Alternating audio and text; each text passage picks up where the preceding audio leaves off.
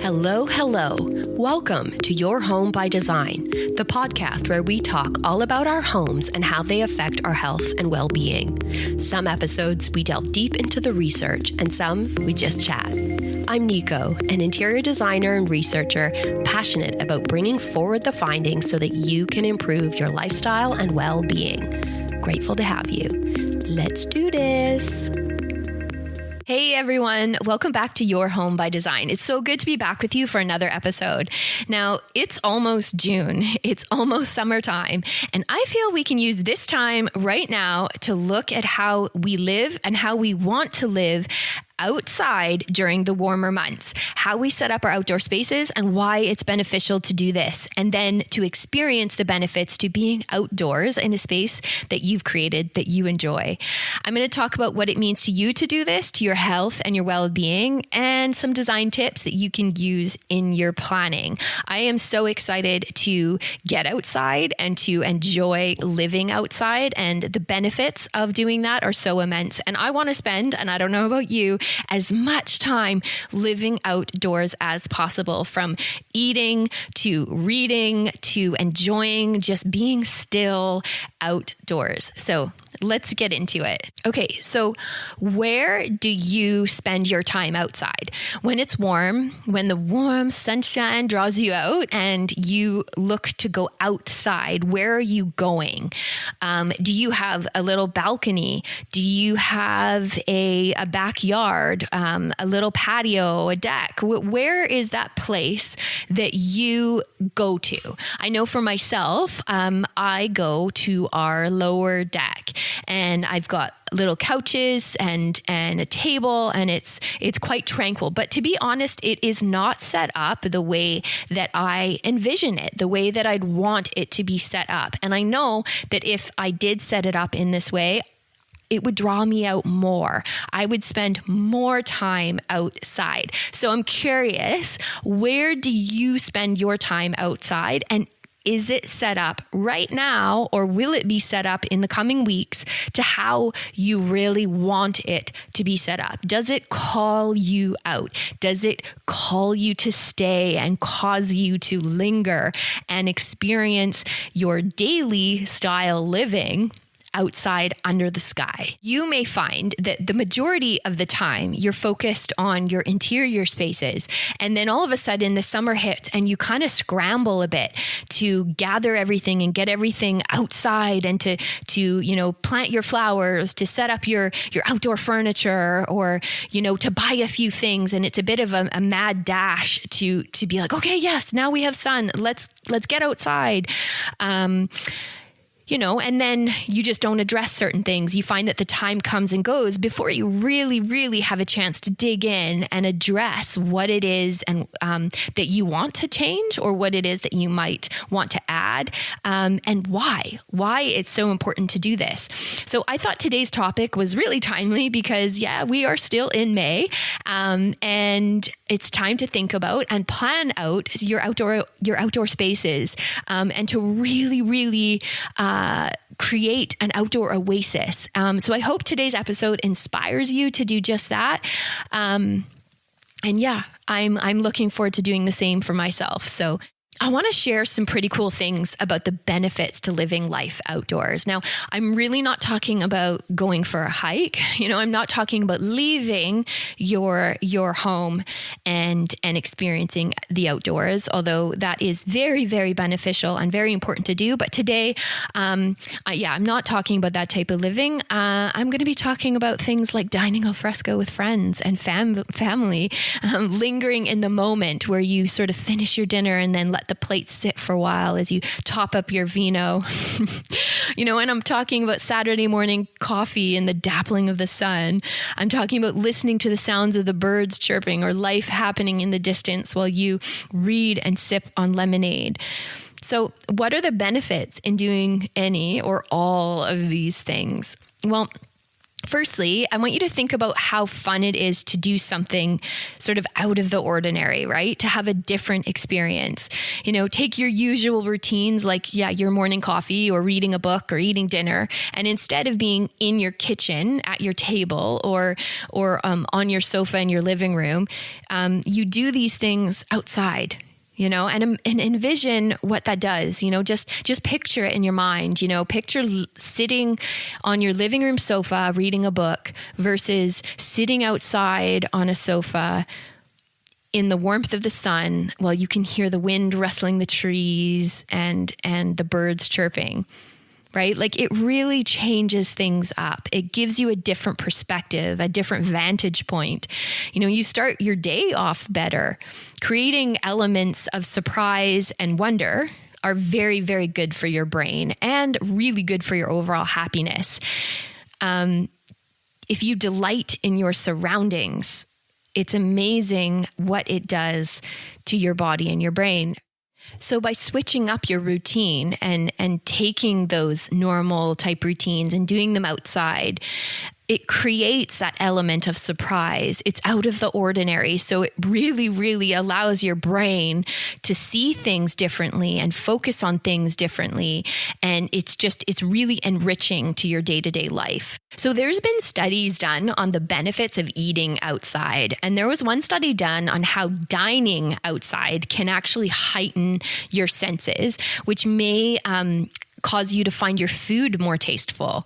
And dining outside can also reduce stress. And of course, as long as you've set up a relaxed atmosphere and ambiance, but being outside and feeling connected to the natural world, it reduces stress. And if you're feeling calm and relaxed, and enjoying your time, then your digestive system is actually working better.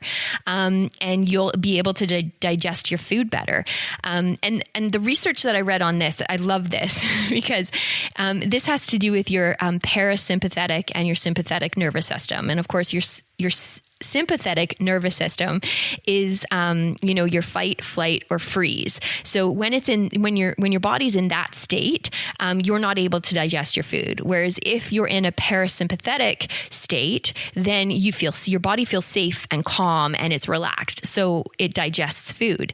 And I found this research to be really funny because, as any of you parents out there may know, there's times where eating, whether you're outdoors or indoors with kids, small kids, is super stressful. And I've thought about all the dinners over the years that I have just been like uber stressed. One kid is playing with a toy at the table and I'm trying to take it away. And another kid is climbing out of their chair and running around and not eating their dinner. And I'm sitting there just trying to get my food in as quickly as possible because I know, any minute, time's gonna end and it's just gonna become kind of chaotic. But anyway, that made me laugh because I'm like, oh man, all these years that I just have not been able to properly digest my food because I've been in a state of stress. Not good, but hey, as parents, we work through it. We understand that it's a blip. It's a little window of time. But anyway, so there is something called rest and digest, which, basically is as it sounds. When you feel rested and relaxed, your body is able to digest your food. So there are some key things that help you with rest and digest. And I think these would happen naturally outside.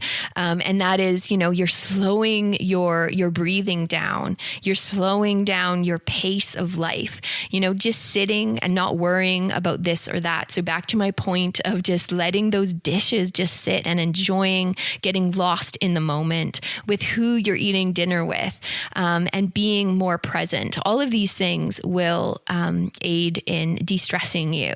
And that means better digestive health. And another thing that has been proven to be really beneficial is the use of biophilic design. Now, you might be aware of this term or you may be familiar with this particular design style, but biophilic design is basically a practice of bringing the outdoors in or allowing somebody to experience the outdoors from within or being connected to nature. So that can be with views or even things like, plants and textures. It's just basically how you can connect to the outside. And there's many, many benefits proven with biophilic design. And when you create a space outdoors that actually calls you out, so you've created this amazing little oasis and you want to spend time outside, you look forward to not only, you get a sense of pride in what you've created, but it actually calls you out. You're wanting to spend more time outside, having experiences and living in an outdoor setting. It just has many, many benefits. And I remember a little personal story. Many, many years ago, I spent several months living in Barcelona, Spain. And there was this hidden garden cafe that I used to go to and I absolutely loved. Now, this little cafe, it was so special because it was behind this market, this random market. Now, it wasn't like a grocery store market or anything like that. It was a market that sold the most random things and it was just packed full. And this cafe, there was no signs outside saying that there was a cafe there. There was no way to know, but you kind of just had to learn of this through hearing from somebody. And basically you had to kind of wind through the aisles of this market to the very back and then go up this flight of stairs. And there was a door that led you to this amazing little outdoor oasis. It was this gorgeous little cafe that was set amongst all these trees and vines. And there were tables on gravel. And I just remember just loving to sit there and have coffee or lunch and just linger. I wanted to stay and keep experiencing that relaxed vibe. And there was good music playing. And the reason why it was so special was because it was so connected to nature. It felt like you were outside. There were sort of four walls, but you were under the sky. And yeah, the food was amazing. And yeah, the music was good, but it was the experience of sort of something unexpected, but also being so connected to outside and just sitting there and enjoying being there. So if you can create a moment for yourself, like for me, I'm still talking about this little cafe years later because it was just, for some reason, it was just really impactful.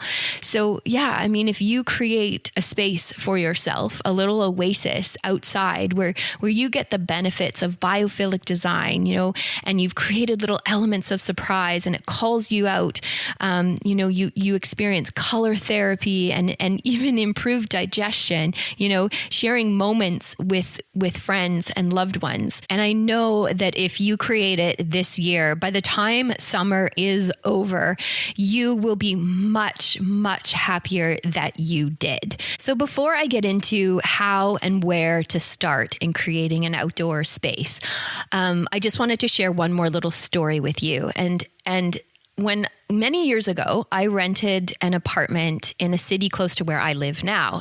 And it was an amazing little apartment. I was on the 10th floor. It overlooked the city. It was in such a great area. And I had this little balcony.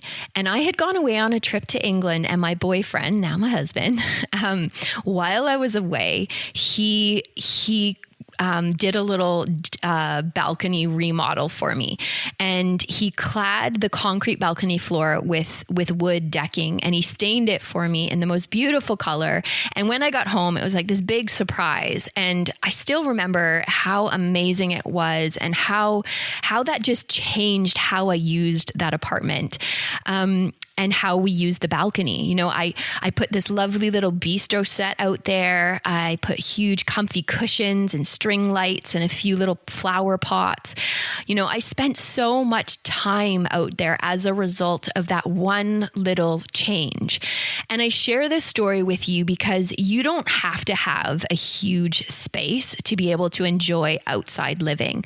I think often we think, oh, if we're creating an outdoor space, we see all of these most amazing pictures online of huge fireplaces surrounded by overscale furniture, and we see all these beautiful lights and different places to sit. A place to dine, a place to relax, a place to wander in the garden and sit. You don't have to have that. You can have a very small space and make some small but really impactful changes to that space to really transform your day-to-day living and your connection to the outside. So, I couldn't host a dinner on that balcony. Barely 4 people fit comfortably, but I could enjoy my morning coffee listening to the birds before the city came to life. And I could sit out there at night and look at the stars when the city went to bed, so there were opportunities to live outside, to really enjoy the elements of being in an outdoor environment, and having an outdoor living experience without having a massive space. So let's get into what you can do and some things to really think about and think through when you're, creating an outdoor living space. The first thing I want to say is it's just really important to recognize the eyesores. That the story I just shared about my balcony, it was not inviting. Before it had, was clad in decking and had a beautiful stain. It just was not a place that called me out. I didn't want to spend time there. It felt sort of grungy. So really recognize the eyesores and think about how you can address them. So if you walk outside and your eye goes to something that you'd rather it not, how can you either put something in the foreground to interrupt that, or what can you do to distract your eye? Because oftentimes we might have an eyesore, we might have a few eyesores, and it's like, okay, you might not be able to change it. You might not be able to address it. But once you start adding all of the things, the flowers and the plants and the proper furniture layouts and you start filling out the space to how you need it, though it's amazing how those eyesores tend to kind of fall to the background. Your eyes start landing on the things that are important to you and that you find joy in. So, but it definitely is important to recognize the eyesores, because often that's going to tell you what you might need to change, or what you might need to address. So start with the eyesores. And the next thing is, think about the annoyances. Think about the things that cause you to want to head back indoors. So things like bugs or being cold. Think about how you might address these things so that you don't have to run back indoors. So, if there's bugs, is there some way, depending on the bugs that you have, that, do you have bug repellent close at hand? Wasp repellent? Is there some candle that you can burn, some essential oil that you can burn that will get those bugs away? There's nothing more annoying than sitting outside and then getting chased indoors because of bugs, or eating your dinner or your lunch and having wasps flying around. I am completely freaked out about wasps, so it ruins a lot of dinners for me outside. Mosquito nets, that's another thing. They can be done in amazing ways that make you feel like you're in this like intimate setting. It's still airy and you can see through it. You can pair them with drapes, which can look really, really amazing. Or if you have a gazebo, there's often accessories for those that you can get to sort of somewhat semi-enclose them, right? So you could look at enclosing them on 2 walls and then adding mosquito nets on the others when you need it. So just really thinking about the annoyances, because the whole goal and the point is that you want to spend as much time out there as possible. So if you've got things that annoy you, that cause you to want to go inside, then think about the ways that you can address them and kind of get ahead of them. The next thing is a furniture plan. This is a really important thing for an outdoor space. And I think a lot of people really focus and they put a lot of attention onto their interior floor plans. They think through circulation. They think through the size of and scale of the furniture. They think through the use and how many people need to sit. There's a lot of thought and care and attention that goes on to interior floor plans, but it's the same on the outside, especially when you're creating that extension from your living spaces. You want to make sure that you're addressing the same things. So really look at how many people do you want to have outside? Is there a place to sit for everybody? If you have a dining table outside and there's 8 chairs, is there 8 places to sit if you move to more of like an outdoor living room? And things like, how are you anchoring your furniture? There's amazing sisal rugs that you can get that are outdoor. They're able to handle the elements of the outdoor world. So really think about anchoring your furniture with an area rug. It really kind of unifies a space. It makes a space feel a little bit more intimate. So anything that you can add to that floor plan. Of course, is there a coffee table, or is there a fire in the middle, or is there places to put your drinks, or is there, surrounding the furniture plan with things that make it feel intimate and cozy and comfortable. So, we talked about mosquito nets and a drapery. Can you create like plant walls around you? Really thinking through how to anchor that floor plan, but just treat it the same as you would an interior space. Just because it's outside doesn't mean that the rules don't apply. Another thing I would say is when you're outside and you're creating this oasis, don't forget scents. Scents are something that, when we're inside and we've got candles burning or we've got aromatherapy, we look at scents differently inside than we do outside. I think when we're outside, we tend to just assume that nature is going to give us these scents. And yes, in a lot of cases, well, in most cases it does, but it takes you saying what particular natural elements with those aromas do you want to introduce into your environment?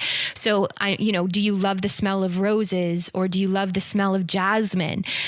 Really think about how to incorporate scents. Scents are something that, it's one of the biggest memory triggers. So if you actually have a memory of a scent, I know for myself, I have this one plant that every time it blooms in the late spring, and I walk past it, it has this really tropical aroma, and it reminds me of places that I've traveled. So there are times where it's actually stopped me in my tracks, and I've just stopped and closed my eyes and just smelt it. And right away, I'm like transported back to a time where I've smelt that. And so just know that you can utilize scents and aromas to generate amazing memories. And so really think through the scents that you surround yourself with, and don't overlook that. Another thing is really thinking about the sights and the sounds. So how can you add interest with things like plants? There's, varying heights of plants and textures of leaves and colors. You can create privacy walls with plants, which can really make it have this intimate feeling. As we talked about earlier on, it can distract your eye. So if you create like a beautiful, a pot with a large, tall tree in it, and then it's got beautiful flowers on the bottom, you're distracting your eye from something else. So if you do have any of those eyesore, so just utilizing plants and textures and colors and the sounds as well, it's important to just sit and listen and be still when you're outside, but also there's opportunity to add sounds to the environment. And you can do that if you're out there dining, you might want to have music playing. That can be very relaxing, and it can set the mood and the tone. So think about that, but also you could introduce a water feature. Having the sounds of water has an amazing effect on you. So just really, thinking about those sights and the sounds and the smells of what is around you. I think that when you focus on these things, it just adds to the experience. And when you're wanting to draw yourself outside and really enjoy your time out there, you really want to kind of liven up all of your senses. Another thing is just cozying up around a fire. If you've got a fireplace or a fire pit in your back garden, it's like the ultimate in creating a cozy outdoor oasis. What's better than sitting around a fire at night under the stars, and if you can have cozy blankets and a wonderful little place to sit, and again, it doesn't have to be a huge fire. It doesn't have to be a raging fire. It can be a tiny little fire pit that just gives the ambiance and a little bit of heat, just to add to that experience. And I want to just point out too that when you're deciding on where, like the location of where you're going to spend your outdoor time, it doesn't have to be attached to your home. It doesn't have to be right off your back door. Obviously if it's a balcony, then that's a given, but it can be away from the house. So if you do have, a big enough back garden, it can be nestled in the back of the yard.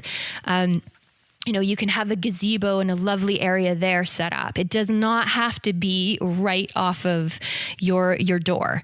And I think there's something to say for having an outdoor experience that's not directly connected to the house. But again, that depends on what type of feeling you want to create. Because if you have something that's removed, it can feel a little bit more kind of like an immersive outdoor experience. Whereas the closer it gets to your home, it really does feel more like that extension to your home that's outdoors versus being away from the home.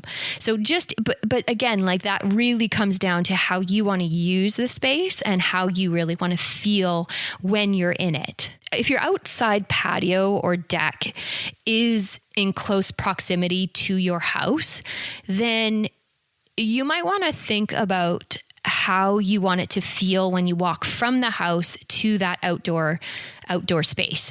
If it's an extension from your indoor living, then it's important to think about the colors and the textures and the mood that you're creating. Do you want it to be cohesive with what you have going on inside? And if that's the case, then you're going to want to carry some of that through. So repeating colors, repeating textures, repeating even scale of furniture, so that it really feels that, this is we're moving from indoors to outdoors, but it's the same feel throughout. That transition can be really, really nice. It can be really calming, and it's sort of like, you understand place. You understand where you are because it's continuous. And I think that again, that comes down to how you want to feel when you're in that outdoor area. But you have to remember that if you don't want it to be an extension of the design from your interior, then you have to remember that if the proximity is close, visually, they might be connected. So if you can see your inside space from the outdoor and vice versa, then you might want to consider how those spaces are speaking to one another. And if they're quite different, then how does that feel? Is it okay that they're different, or is it too drastic and too jarring? So just be mindful of that.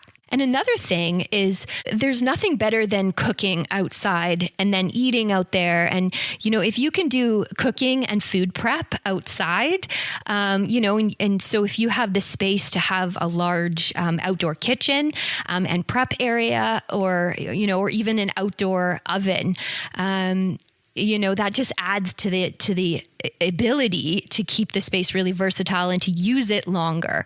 But, and even things like a barbecue, right? Like you can have if you have a barbecue out there, which most of us do, you can have a little prep table beside it where it allows you to do food prep and cooking all at the same time. So it just limits you having to go back inside the house. But of course, if your patio or your deck is right off of your kitchen, then it probably wouldn't make sense to have an outdoor kitchen as well. But again, like I've said, it really depends on how you want to use the space.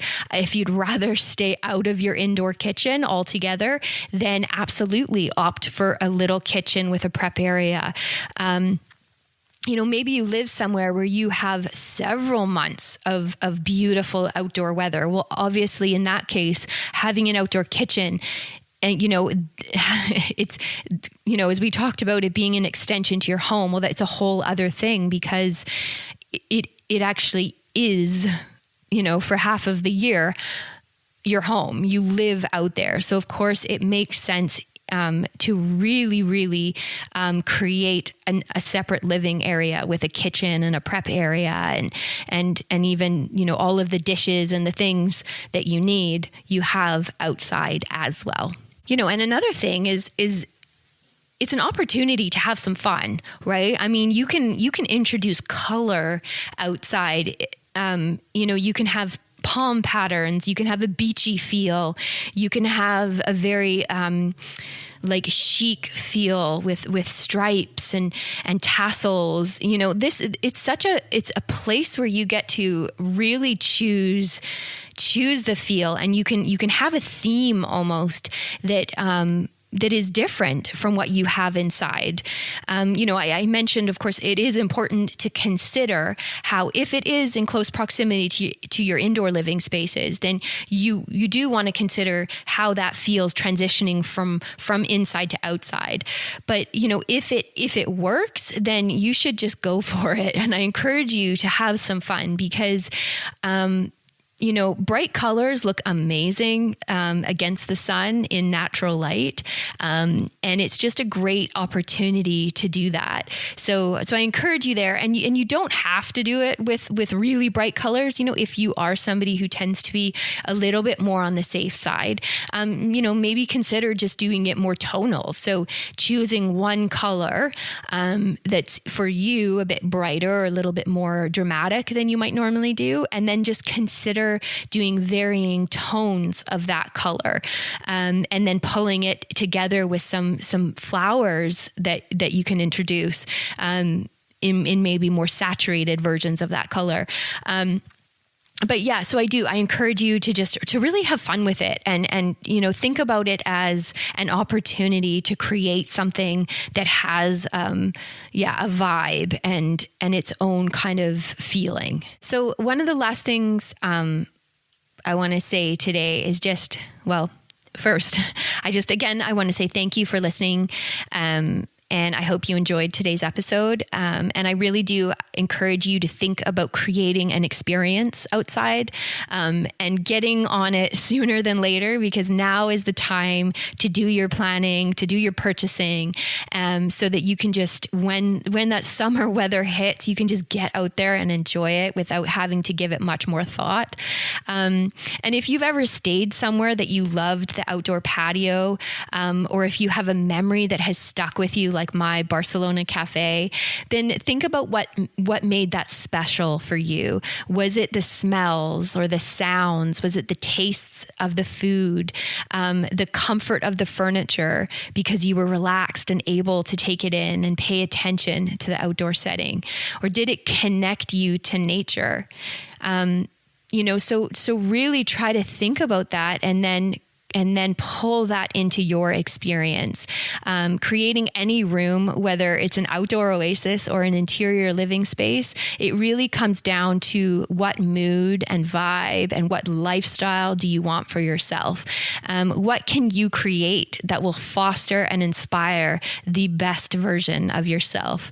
What design choices can you make so that you can get those benefits that will jog and cause reflection and gratitude and fulfillment that will impact your health and your well-being?